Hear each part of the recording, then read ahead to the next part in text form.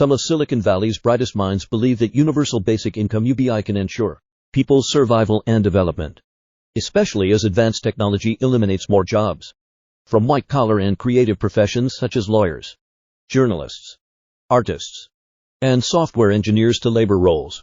Since 2020, the U.S. has launched dozens of income guarantee programs, and the idea has received enough attention.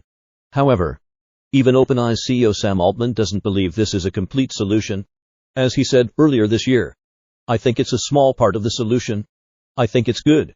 As advanced artificial intelligence becomes more involved in economic activity, we should distribute wealth and resources, which will be very important in the future.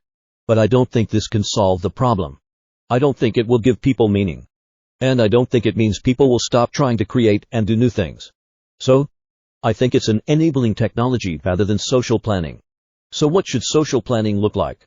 Computer scientist Jaron Lanier wrote in this week's The New Yorker that data dignity may be a larger part of the solution. The basic idea is that now most of us provide our data for free in exchange for free services. Lanier believes that in the era of artificial intelligence, we need to stop doing this and instead link those powerful models with the humans who initially provided the large amounts of data for learning. His idea is to allow people to get paid for what they create, even if that data is filtered and recombined into something unrecognizable.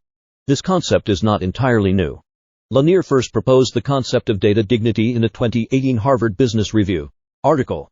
At the time, he and co-author economist Len Whale wrote, "The rhetoric from the tech industry suggests that a wave of unemployment is imminent due to artificial intelligence, AI, and automation. But UBI supporters' predictions live only two outcomes, both extreme."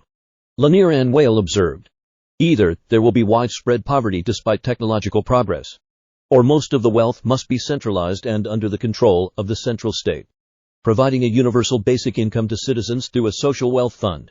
The problem is that both concentrate power excessively and undermine or ignore the value of data creators. Of course, giving proper recognition to people's countless contributions is not a small challenge." Lanier acknowledges that even researchers on data dignity cannot agree on how to unlock everything absorbed by AI models and how detailed accounting records should be attempted. Nevertheless, Lanier believes this can be achieved gradually. However, even with the willingness, the more pressing challenge, lack of access, is also difficult to overcome. Although OpenAI has released some training data in previous years, it has completely closed this aspect, citing competition and security issues.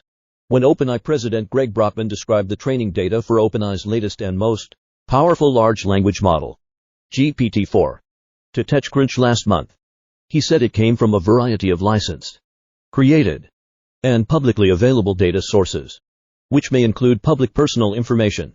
But he refused to provide more specific information. Not surprisingly, regulators are working to address this issue. OpenAI, whose technology is particularly spreading like wildfire, has already been on regulators' radar and is likely not the last. In the coming years, we will see a debate about data dignity and how to protect the privacy of data creators while collecting data on a large scale.